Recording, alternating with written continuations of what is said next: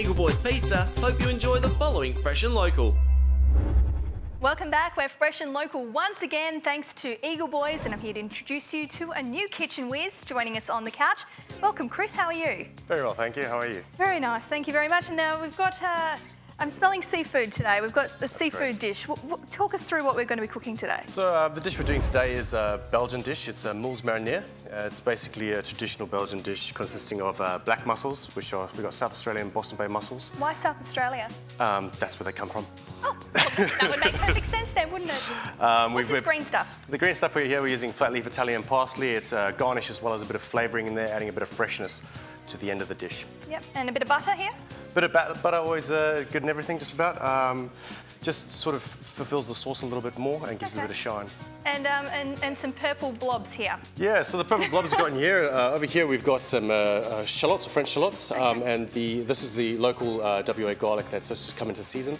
That's why I choose to use it. It's much more pungent and sweet than the garlic that you buy that's pre-packaged. Is that the kind of thing you could buy at the supermarket, or is it a more gourmet item? If you've got a good supermarket, sure. But generally it's like go down to your markets or best fresh provision place you can find. Right, and if you can't get shallots, would onions be okay? Or of is course, that kind yes. Onions would be fine, that's correct. Okay, so I know some people are a little bit sensitive and no, you have to use the shallot, but that's fine. Well, look, it does have a slightly different characteristics and flavour and texture. It's not as strong as, say, a white onion would be. Right. But yes. All right, what are we doing first?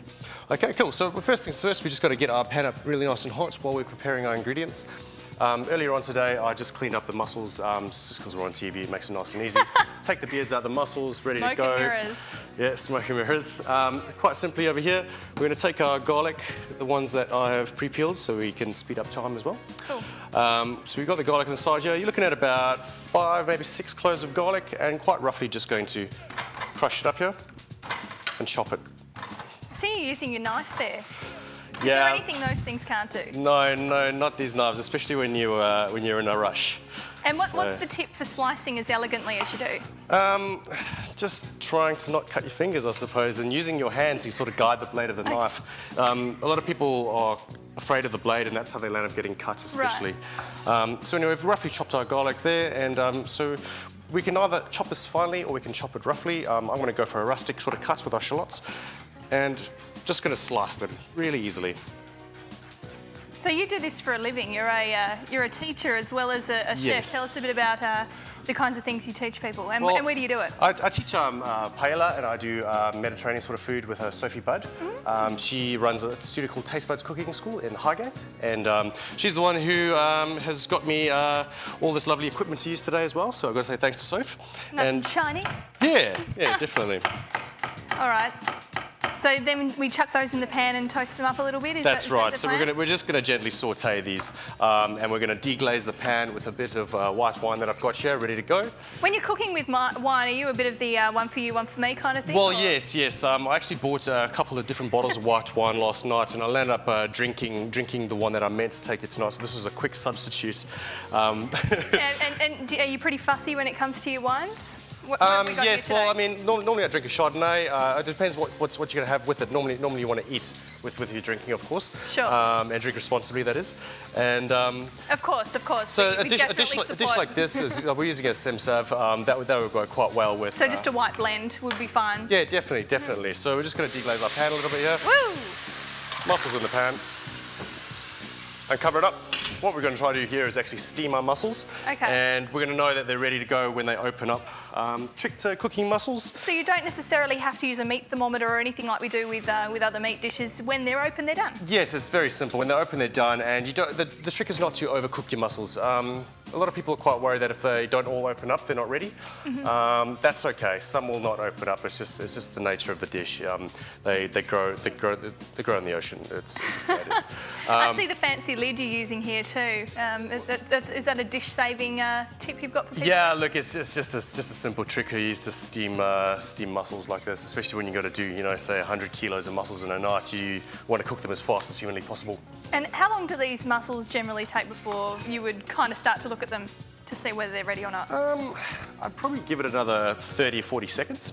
Okay, so it's pretty quick. Yeah, pretty easy look, to turn it is. something around. If you don't want to overcook them as well, especially because they'll dry out, shrivel up, become quite small and bland.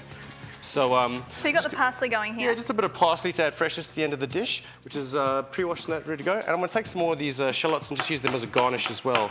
So cut them very thinly. Okay. And that'll just go over with the... There's one other reason why we use shallots is because they're a bit nicer raw than and say, they look onions. pretty? Yes, that's correct, that's correct. Isn't that why we do everything? It's good. So we're just going to check this. Chef hands there. Your hands start to... That's hot. There's some heat coming off that, let me tell you. Cool, that's fantastic. That look great. So I can see how you were talking about they do kind of open up there. Yes, so what I'm going to do is I'm going to lose a little bit of the liquid here. I can always add a little bit later, but I'm just going to speed up the process now. Sure. And reduce the amount of liquid so it steams a bit more in the bowl. And what would we serve this with? Would you have a big bowl of mussels? Well, traditionally, Moules Marinières is served with almost like McDonald's-style French fries. Oh. They're called frites, and basically just... Oh, very Belgian. Yes, you serve them with mayonnaise? Yes, served with mayonnaise. Royale with cheese? That's correct, yes. So this is the pot they're traditionally served in as well. And the trick is to basically get all the mussels in there without making a mess everywhere. Shells will go in there, and obviously the best way to eat mussels is not by using a knife and fork or anything like that. Just get down and dirty. Well, yeah, just use the shell that you took the first one off to actually eat the rest of the mussels. Use it like a spoon. Okay, I can't say I've ever eaten mussels before, so I think this will be something a little bit different for me. Should be a treat for you. What's the flavour? Like, what's the texture of a mussel? Why would we cook with a mussel? Texture of the mussel and the flavour of the mussel is basically just, well, it just represents the ocean to me. You're just saying I haven't lived. No, you haven't lived, and it's definitely one of my favourite dishes that I've had. So here we go. These mussels have just opened up, as you can see if you want to have a quick look. They look very good. They've just perfectly opened. They're still nice and plump in the middle. And quite simply, we're just going to finish it with parsley, shallots. Oh, there's a bit of colour there. Yeah, just gives it a bit of colour. A little bit maybe more olive oil, a little bit of butter to finish. And how many is this going to serve? Well, we got enough here to serve maybe 4 or 5 people if we got some good sides on there. A few people on the floor here. Yes, I'm sure we'll have some people tasting these up. Just give it a nice little toss. All right, that's fantastic. Bit of salt and pepper. And voila. And voila, you have got your mussels. All right, let's serve it up. I'm ready. I'm gonna have a go. Let's go. I'm ready. They smell fantastic. Voila, Moules Marinières. And they're too hot to touch right now, huh? Well, my hands would be all right. Okay, you try one and then tell me what it's like. Okay, so this is how you open it up. I'm a wuss. Pull it off. Perfect. Perfect. All right, let's see. Do we have time? We're all right? And you kind of scoop it, is that right? Is that what you said? That's correct, yeah. Just scoop it off. There you go. All right, let's give it a go. Ready? Down the hatch. That's really good. Thank you. You look surprised. Hey, Oysters, thank you very much for being with us. Will you join us again sometime? Yes, hopefully so. Thank you very much, and thank you very much to Eagle Boys for being the sponsor of Fresh and Local again for another week. If you like what you see and you want to tell us about it, here's how to contact us.